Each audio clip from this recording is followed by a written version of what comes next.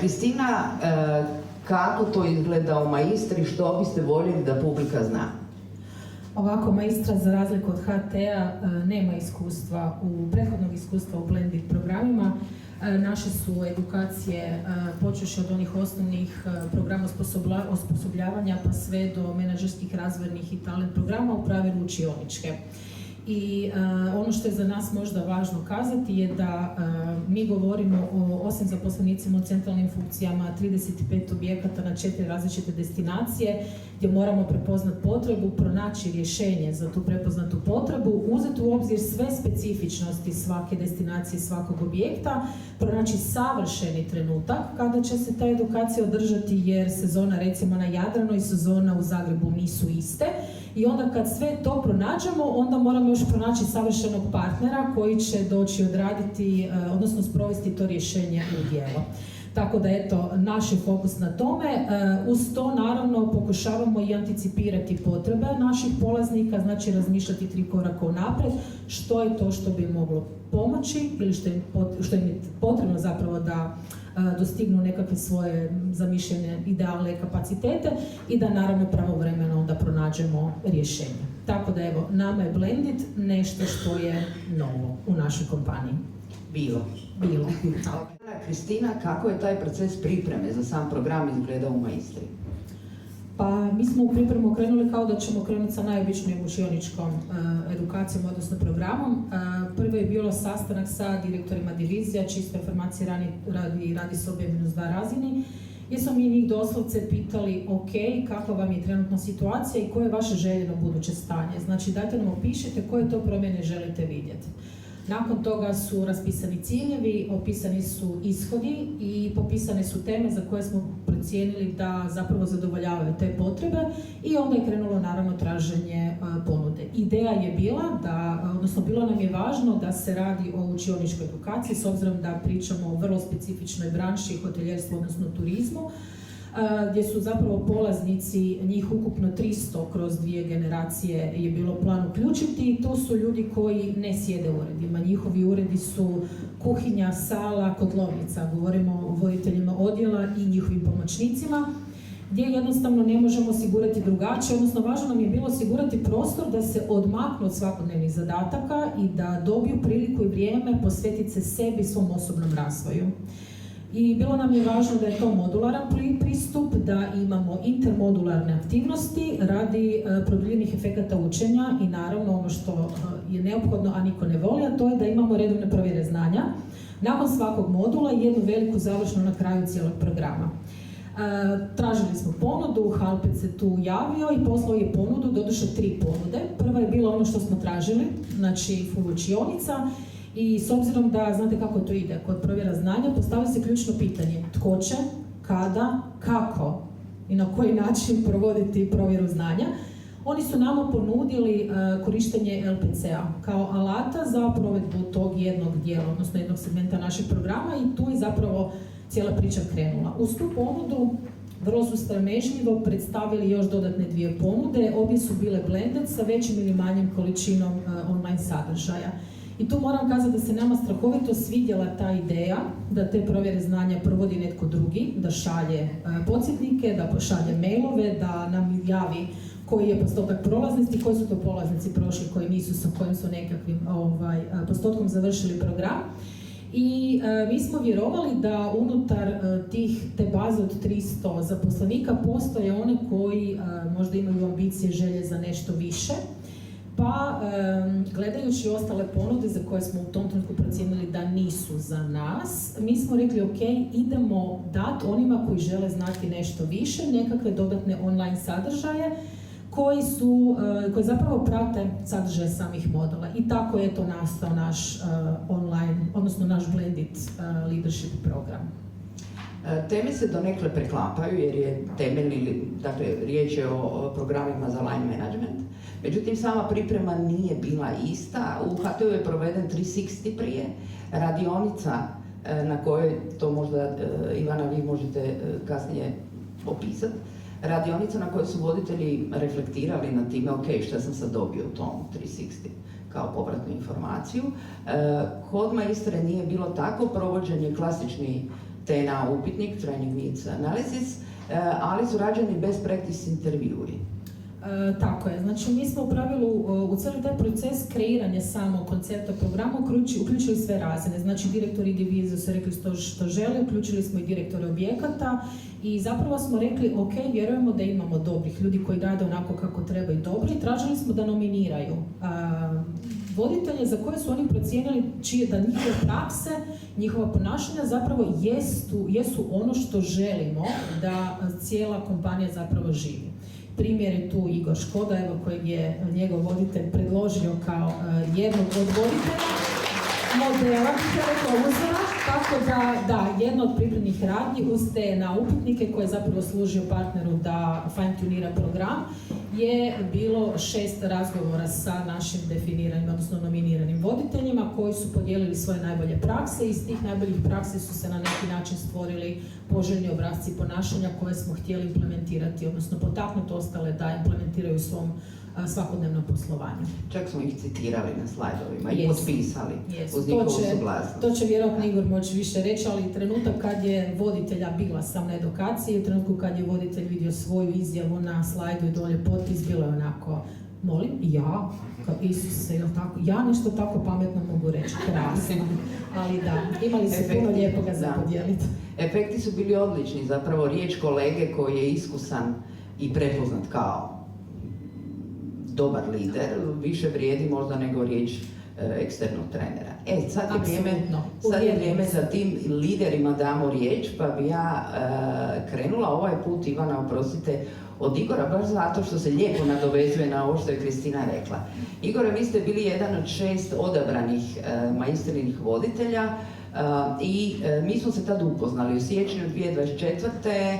na intervju koji se radi inače 1 na 1. Razgovarali smo o izazovima s kojima se susrećete, kako ih rješavate i to je bilo nekih niti godinu dana od otvaranja Zonara, dakle od stvaranja novog tima. Tada ste rekli da ste odlučili riskirati i zaposliti ljude koji nemaju niti formalnu ugostiteljsku školu, niti iskustva u ugostiteljstvu i razvijati ih od nule. Kako vam se ta odluka pokazala? Sad kad pogledamo da je prošlo već 2,5 godine i da ti ljudi koji smo zaposlili, 70% ljudi je ostalo, mislim da je ta odluka bila dobra. I nastavljam dalje tako, jer evo, pogledajte, u Zonaru je prosjek godinom u ovom timu, tada je bio 24,2 možda mjeseca, sad smo na 26, znači mladi ljudi, bez iskustva, ali evo, sad već imaju iskustvo i mislim da je to stvarno dobra odluka. Sjajno. Igore, u tom razgovoru spomenuli ste i neke svoje osobne izazove, odnosno rekli ste da nastojite što više delegirati i da smatrate sebe preempatičnim, istovremeno da volite stvari imati pod kontrolom. Što ste vi dobili od ovog programa, kako je on izgledao iz vaše perspektive? Pa, slušajte, da, ta empatičnost može biti i mana i vrlina, kako u kojem dijelu i kako gledam na to. Ali program je stvarno pomogao kod delegiranja, kod situacijskog vođenja, kod upravljanja konfliktima. Evo, stvarno mislim da se puno toga može izvući. Kontinuirano traje cijelu godinu, znači stalno ste u fokusu i to je odlično. Aha, kažete kontinuirano traje cijelu godinu, stalno ste u fokusu, zar to nije izazvalo otpor možda uz sav posao drugi koji obavljate? Ma ne, nije nikakav otpor, uvijek se u danu može naći da se riješi test, da se otiđe, naravno, tu su i druženja, tu je upoznavanje novih ljudi i sve različitih odjela, tako da mislim da nikakav otpor. Navikli ste na edukacije u učionicama. Što se tiče ovog online dijela koji se provodio putem LPC platforme, shvaćam da vam nije otežao, je li vam olakšao i što konkretno?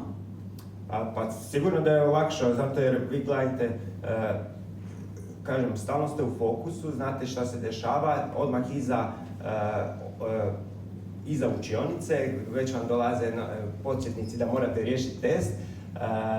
Jako puno program znači i teksta i najprije naučite pa onda idete rješavati test. Mislim da je to odličan način učenja i evo, stvarno sam zadovoljan.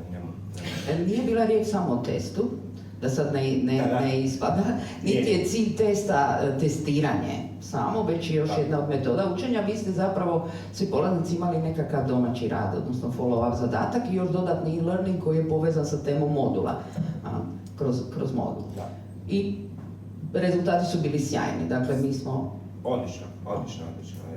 Vidim da razmišljamo o nekakvim situacijama, već je godinu dana prošlo, još uvijek znamo ono što smo točno radili. Stvarno, da. Vratila bi se još samo na vaše osobno iskustvo. Što ste vi konkretno primijenili, odnosno promijenili u radu s ljudima? Postoji li nešto na što je baš direktno utjecao ovaj program? Pa trudim se naravno delegirati, imam svoje voditelje, znači da radim s njima. Tu je stvarno i upravljanje konfliktom, nisam neka konfliktna osoba pa se trudim da budem bolji u tome. I situacijsko vođenje, evo kažem, to su neke stvari koje su me obilježile. Okay. Hvala Igore. I Kristina, kako je vaše iskustvo u Maistri? Od početaka ili? Provedba. Provedba. Znači, praćenje, izvještavanje, motivacija, otpori koji su se možda javili. Okay. Znači, ovo je prvi blended program, odnosno bilo kakav oblik online-a koji smo proveli u našoj kompaniji i tu je bilo iznimno važno da imamo podršku na višim razinama, znači kompletno od našeg menadžmenta. U prvom redu tu je direktorica ljudskih potencijala koja je dala veliku podršku, objasnila značenje zbog čega je to važno, pa je onda tu bio direktor operacija, svih hotelskih operacija koji je isto tako dao na neki način vjetar u leđa samom programu, dakle jednostavno naglasio koliko je važno to da se oni druže, da se upoznaju, pričamo o 4 različite destinacije gdje se ljudi zapravo na istoj destinaciji međusobno ne poznaju i naravno naglasio da će imati nekakve konkretne koristi od tog programa i oni koji su iskusni i oni koji su manje iskusni. I tu su onda bili svi direktori zapravo svih ostalih razina zato što smo jednostavno uključivali u svakom trenutku, svi su direktori znali gdje smo sad u procesu, u projektu i koji su nam nekakvi sljedeći koraci. Ono što je bilo za očekivati je da će prva reakcija nakon što smo imali formalni kick-off gdje je njima predstavljen program, koje će tu sve biti aktivnosti, što se sve od njih pobogu očekuje da oni naprave u tom programu uz sve ostalo što moraju. Naravno, bile su svakakve. Znači od toga da, ne znam, nekome je ostao mikrofon upaljen pa on rekao Isuse, što nas sve čeka, do toga da vam netko vrlo otvoren dođe pokuca na vrata i kaže šta je ovo. Ali kako je vrijeme išlo dalje, kako smo zapravo krenuli sa programom, tu su i treneri na učioničkim edukacijama isto tako naglašavali važnost online sadržaja koji, by the way, nisu bili obavezni, nego je bilo kao dodatni sadržaj koji bi za njih bilo dobro da prođu. Ono što se zapravo dogodilo je bilo izvan svih očekivanja. Mi kad smo općenito kreirali program, onda sam ja, odnosno mi smo, kad smo razgovarali, rekla ok, ja bi voljela, odnosno mi bi voljeli nešto tih sadržaja online za one koji žele znati više i ja procjenjujem u ovom trenutku onako da će to biti skromno nekakvih 5% zaposlenika koji će imati želju za nečim višem. I sad normalno pratite kako ide tijek, dobijete izvještaje, imate online platformu gdje vidite izvještaj, sad u nekom trenutku kažem ja ok, dobro, vidim ja sad ovaj modul 1, modul 2, ide to kako treba, ali daj da vidimo što se dešava sa ovim neobaveznim dijelom, odnosno e-učenjem nakon prvog modula. I ja izvučem izvještaj i podatke koje vidimo onako apsolutno ne vjerujem. 84% polaznika i u tom trenutku neobavezni online sadržaj imalo u statusu završeno. To znači ne samo da su prošli e-učenje, nego su uspješno, sa najmanje 80%, položili provjeru znanja. 12% ih je bilo u procesu, znači da su u nekoj fazi ili učenja ili još nisu samo položili ispit i ona neka sitna razlika od koliko, ne znam, to 4 ili 6%, nisu niti započeli. Znači to je bilo izvan svih očekivanja, zaista. Znači nismo očekivali, što meni zapravo govori o tome da se radi ili o generaciji koja je iznadprosječna pa ispunjava iznad svih očekivanja naše ciljeve postavljene ili smo mi fulali u postavljanju ciljeva pa smo bili preskromni Međutim, zapravo je to meni, a i svima nama dokaz da moramo ljudima dati priliku, da pokažu koliko žele, a ne da upadnemo u zamku nekih pretpostavki pa to njima ne treba ili neće im se sviđati. Ajmo pružiti priliku, dajmo im zapravo priliku da nas iznenadi i nama se evo to recimo dogodilo. Hvala Kristina. Ostat ćemo još malo na brojevima, odnosno reportingu i na reakcijama visokog menadžmenta ili uprave, kad je online u pitanju. Izvještavate redovno u skladu sa svojim uobičajenim aktivnostima u okviru HR-a. Kakve su bile reakcije visokog menadžmenta i koji brojke su ih posebno zanimale? Evo, možemo Kristina. Može, naravno. Ovako, nama je leadership kojeg mi zovemo My Leadership program. Naravno, bila jedna od inicijativa ubrzanog, ajmo tako kazati, unapređenja, odnosno razvoja kompetencija naših zaposlenika i to se trebalo izvještavati redovno na kvartalnoj dinamici. Brojke koje su bile u fokusu je broj zaposlenika koji je prolazio program, broj zaposlenika koji je završio, odnosno položio provjeru znanja sa najmanje 80% i naravno broj pokušaja, jer to se prati. Odnosno, to je postalo u jednom trenutku zanimljiv podatak pa smo to odlučili iskazati. Naime, imate zaposlenika kojima je važno jedino da ostvari 80% i to je fajn. A onda imate onih nekih koji teže savršenstvu, a mi u hospitalityu nekako uvijek težimo savršenstvu, pa onda oni pokušavaju dokle god ne dođu do 100%. Pa makar to bilo, ne znam, 7 ili 8 ili 10%. Odnosno, 10 pokušaja. Tako da evo, bilo je zanimljivo vidjeti te brojke. Iz modula u modul se dogodilo to da broj polaznika je ostao isti, odnosno samo oni koji su iz nekog razloga napustili kompaniju više nisu bili u programu, pa je tu onda brojka padala. Ali iz modula u modul se povećavao postotak riješenosti, znači mi smo sa nekakvih skromnih 90,6% došli na skoro 92% riješenosti, prosječni riješenost testa. I prosječni broj pokušaja nam je padao sa 2,14 na 1,79. Znači, ili su ljudi počeli iz prve bolje rješavati ili više nisu težili toj izvrsnosti. Šalu na stranu, ali da, i to je bio jedan od podataka.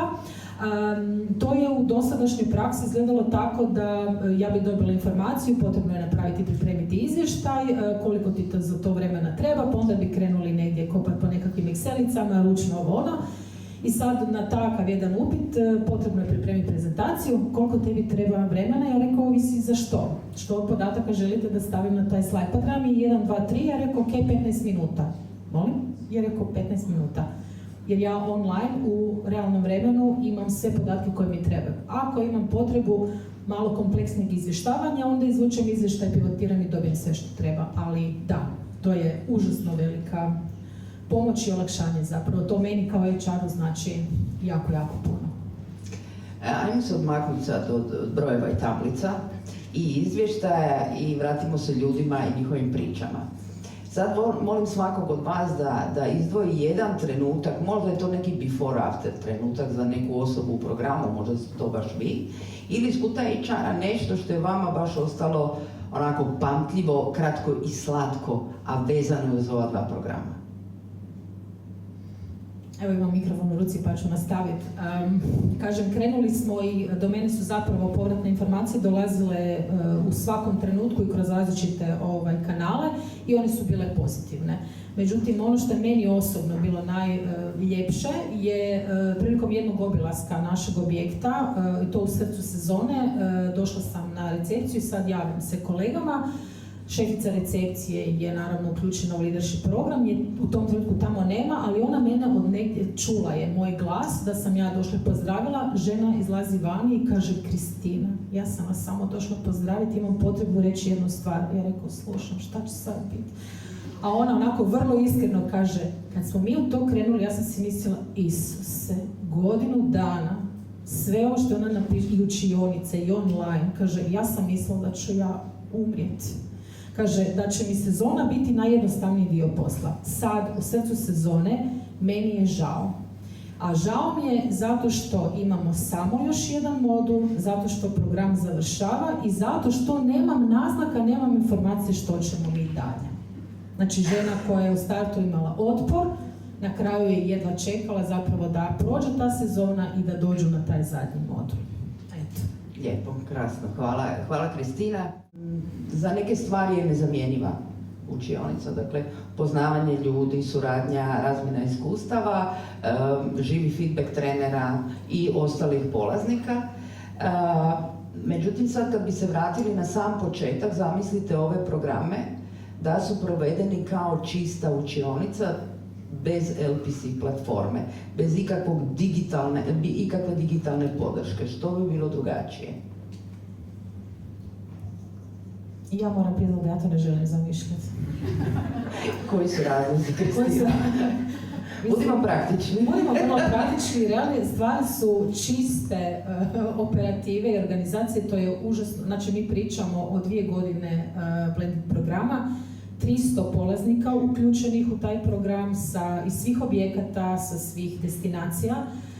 Meni je sada u ovom obliku bilo, neću kazati zahtjevno, ali trebalo je složiti sve te grupe, osigurati da u svakoj grupi imamo ljude sa svih destinacija, da ne prevlada jedan objekt, ljudi sa iskustvom, ljudi bez iskustva i slično, naći dvorane, osigurati smještaj, prevoz i tako dalje. I to je taj učionički problematični dio. To je taj učionički šarmantna, ali zahtjevna. Tako je. I ono što je Ivana rekla, ljudi su se javljali, gle, nisam mogao doći, gdje bi ja mogu koju sljedeću grupu, pa je tu ta logistika. Da zamislim da uz sve to još moram voditi računa o pravovremenom pozivanju polaznika na edukacije, znači pozivi kroz kalendar, podsjetnici, ljudi imate obavezu doći na edukaciju, ljudi imate follow-up, gdje ste sad sa follow-up, dajte pošaljite rezultate, ajmo pošaljite mi ne znam nešto, nisi došao, kad bi slično, ne bi, baš fakat ne želim razmišljati za ništa. Jedino što mogu i želim razmišljati je kako da i ovaj postojeći dio operative koji imam možda mogu nekako rasteretiti i prebaciti negdje drugdje, ali LPC je nama ušao kao ključna pomoć za ove provjere znanja koje zapravo nisu provjere znanja, nego su produljeni efekti učenja, jer i kroz provjere znanja i na greškama se zapravo najbolje uči, ali nam je osigurao pravovremenu informaciju, dostupnost informacija, odnosno materijala, ono što je Ivana rekla, i izvještaje u realnom vremenu koje mi niko ne može zamijeniti. Eto, tako da ja hvala, ali zamišljati ne bi. Što biste vi preporučili kolegama u publici u HR-u koji se možda još nisu odlučili na blended programe ili upotrebu online-a u razvoju učenja? Ako već to nismo rekli, da. Pa mislim da sam rekla u jednom trenutku, ključno je ne ući u zamku pretpostavki, da je nešto komplicirano, da se nešto ne može izvesti, da je nešto ljudima neprihvatljivo. Važno je dati priliku da vas iznenade, to je prvi korak. Mi smo u blended program ušli skromnije u odnosu na T-com. Neki sljedeći korak bi vjerojatno bio ta online predpriprema, da kad se dođe u učionicu da ona bude puno učinkovitija. Ali evo, znači ako je to neki prvi korak, stavite na online ono što možda nije nužno neophodno za učionicu, da vam taj online bude neobavezni dio koji će nadograditi sadržaje koji se rade na učioničkim modulima i zapravo dajte priliku da oni koji zaista žele više dobiju tu priliku. Nama je, kažem, intimna neka želja u HR-u bila da mi kroz ove neobavezne sadržaje pokušamo detektirati ljude koji žele više, koji su potencijali možda za neko napređenje. Iznenadili su nas da svi žele više, što je dobro, pa sad onda mi imamo dosta posla za budućnost. Tako da, eto, krenite, ohrabrite se, krenite sa malim koracima. Hvala, Kristina.